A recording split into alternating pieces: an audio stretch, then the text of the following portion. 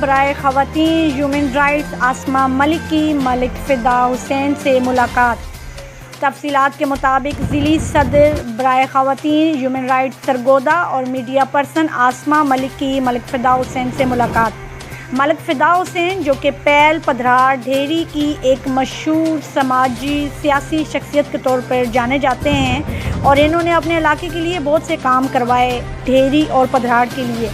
ان کی صحت یابی کے بعد گھر آمد پر media person madam Asma Malik CEO 26 news, president human rights for women, president young journalist associ international Sargodha کی ملاقات کے دوران سیاسی سماجی